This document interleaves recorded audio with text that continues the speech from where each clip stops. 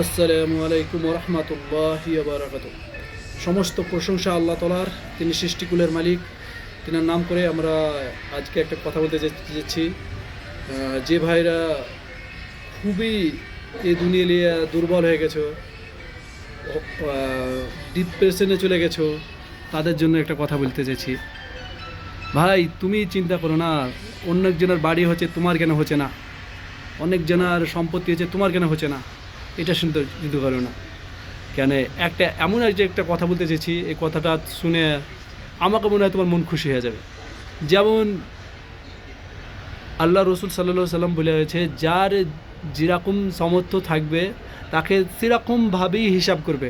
আর বলেছে গরিবরা সব থেকে জান্নাতে আগে চলে যাবে আর বড় লোকরা আটকে যাবে।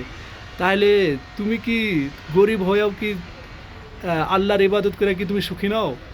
কেন তুমি ওই ভব দিনে যখন আল্লাহ হিসাব নিয়ে ফুলসিরাত পার করাবে, তখনই তুমি খুব শীঘ্রই চলে যাবা। আর যাদের অনেক অনেক ধন সম্পত্তি আছে, যাদের বাড়ি ঘর আছে, অনেক জমি সম্পত্তি আছে, তারা সেই হিসাব দিতে দিতেই আটকে যাবে। তুমি কি গরিব হয়ে কি খুশি নাও? আল্লাহর কাছে শুকরিয়া গুজার করছো না? তুমি কি আধখান রুটি খেয়েও কি আল্লাহর ইবাদত করছো না?